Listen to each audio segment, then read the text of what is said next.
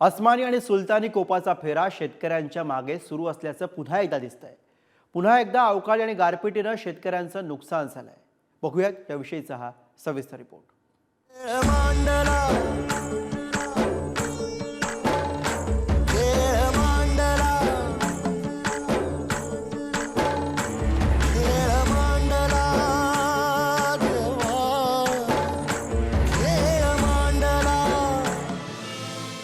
शेतकऱ्यांच्या घामाला दिवस रात्र केलेल्या कष्टाला अवकाळीनं आणि गारपिटीनं काही क्षणातच मातीमोल ठरवलंय।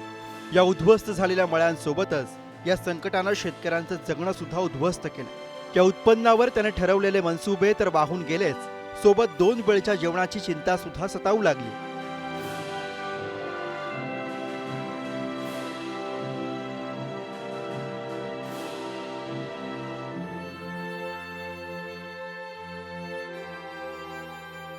मग त्यानं शेतासाठी घेतलेलं कर्ज कसं फेडायचं? भंडारा जिल्हा हा धान उत्पादक जिल्हा म्हणून ओळखला जातो। यावर्षी भंडारा जिल्ह्यामध्ये भरपूरशा प्रमाणावर शेती पिकासह फळबागांची तसेच भाजीपाला पिकांची लागवड केलेली आहे। मात्र मागील 2 दिवसांमध्ये हवामान खात्याने वर्तविलेला अंदाज खरा ठरला असून पिकांची अक्षरशः मोठी नासाडी झालेली आहे। आपण पाहू शकता की इथं आपण एका शेतामध्ये आहोत आणि इथं टमाटर लावलेले आहेत। टमाटर अक्षरशः गळून पडलेले आहेत। शेतकऱ्यांचे अतोनात नुकसान झालेले आहे, भरपूरशा प्रमाणामध्ये नुकसान झालेले। अस्मानी संकटानं पुन्हा एकदा शेतकऱ्यांच्या डोळ्यात पाणी आणत शेतात चिखल केलाय। खरीपात शेतकऱ्यांना हातातोंडाशी आलेल्या धान पिकावर अवकाळीमुळे पाणी सोडावं लागलं। त्यातून कसंबसं सावरत शेतकऱ्यांना रब्बी पिकांची लागवड केली। खरीपात पडलेल्या नुकसानीच्या फटक्यापासून गहू, हरभरा, मका, वांगी, टोमॅटो, भेंडी ही पिकं तारतील अशी त्यांना आशा होती। पुन्हा अस्मानी कहर झाला आणि होत्याचं नव्हतं झालं। शेतातली गहू, वाटाणा, चना, मूग, उडीद अशी भरपूर फसल होती, पूर्ण नायनाट होऊन गेली। 1-1.5 लाख रुपये मी कर्ज काढलेला आहे। त्याच्यातून मला 5ही पैसे मुनाफा नाही, तर मला मरणं प्राप्त आहे। मोठा जगणं कठीण होऊन राहिला। माझ्या शेतात मिरची लावली आहे, भेंडी लावली आहे, टमाटर लावले आहे, बैंगन लावले आहे, काही भागात चना आहे।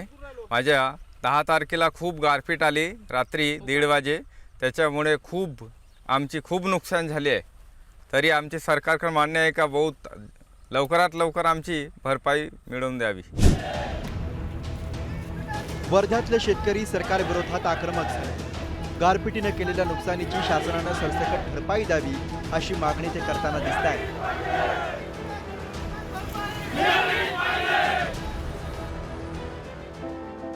तालुक्यातल्या 47 गावांना गारपिटीनं अक्षरशः झोडपून काढलंय। एक गार लिंबाच्या आकाराची होती।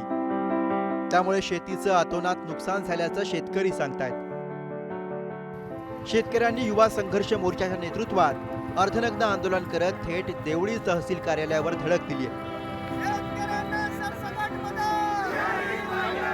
पूर्ण पिकांचे नुकसान झालेले आहे आणि यामुळे शेतकरी हवालदिल झालेला आहे। एकतर ही सर्व परिस्थिती असताना सरकारच्या धोरणामुळे शेतकऱ्यांच्या अंगावरचे कपडे उतरत चाललेले आहे। त्यामुळे या सरकारच्या धोरणाचा, या व्यवस्थेचा निषेध करण्यासाठी शेतकऱ्यांना किमान जगण्यासाठी आर्थिक मदत मिळवून देण्यासाठी आम्ही हे अर्धनग्न आंदोलन केलेलं आहे। गोंदियात सलग 2 दिवस अवकाळी आणि गारपीट झाली। या गारपिटीचा सर्वाधिक फटका अर्जुनी मोरगाव तालुक्याला बसलाय। वादळी वाऱ्यासह आलेल्या पावसानं मक्याचं पीक भुईसपाट केलंय। आंब्याला आलेला मोहर गळून पडलाय। त्यामुळे पिकांसह आंब्याचं उत्पन्न सुद्धा घटणार आहे। या 3 जिल्ह्यांसह नागपूर, चंद्रपूरला सुद्धा अवकाळीचा फटका बसला। शेतकऱ्यांच्या हातातोंडाशी आलेला घास पुन्हा एकदा हिसकावला गेला। त्यामुळे शेतकऱ्यांना आता सरकारी मदतीची आस लागली। हे सरकार बळीराजाचं आहे, हे सरकार शेतकऱ्यांचं आहे आणि हे नुकसान भरपाई देखील देताना कधी सरकारने हात आकडता घेतला नाही। आता जे गारपीट अवकाळी झालेलं आहे, शेतकऱ्यांना त्याची मदत मिळेल। शेतकऱ्यांना सरकार वाऱ्यावर सोडणार नहीं। नागपुर में जो ओला गिरा हुआ है, विदर्भ में जो ओला गिरा हुआ है, मैं डिविजनल कमिश्नर से भी बात की है, नागपुर कलेक्टर के पास भी आया हूँ कि इसका उचित सर्वेक्षण होना चाहिए और उचित सब लोगों को मुआवजा मिलना चाहिए। माननीय देवेंद्र जी ने कहा है कि सरकार इसके पीछे खड़ा रहेगी।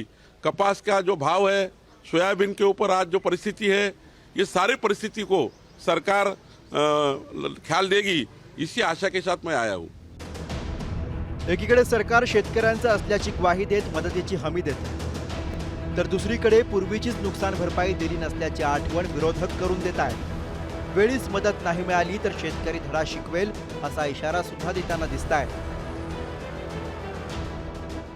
तालुक्यामध्ये नागपूर जिल्ह्यातच आणि बाकी भागात सुद्धा मधल्या काळामध्ये जी गारपीट झाली होती आणि अवकाळी पाऊस आला होता, त्याच्यामुळे जे नुकसान झालं होतं त्याचं सुद्धा नुकसान या सरकारने कबूल करून सुद्धा, जाहीर करून सुद्धा आतापर्यंत दिलेलं नाही.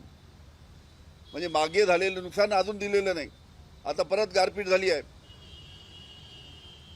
माझी या सरकारला विनंती आहे की शेतकऱ्यांचे जे प्रश्न आहेत त्याच्या बाबतीत लक्ष द्या, नाहीतर हा शेतकरी तुम्हाला धडा शिकवल्याशिवाय राहणार नाही, एवढं मी आपल्या या शासनाला या ठिकाणी मुद्दाम सांगतो. दुष्काळानं होरपळलेल्या, अवकाळी आणि गारपिटीचा फटका बसलेल्या शेतकऱ्यांना फक्त आश्वासनं देणं सरकारनं थांबवायला हवंय. त्यांच्या झालेल्या अवस्थेकडे पाहून तरी दिरंगाई टाळत त्यांना तत्काळ मदत पोहोचवायला हवी. गोंदियाहून आशिष जुनघरेसह रशीद इनामदार, पुढारी न्यूज.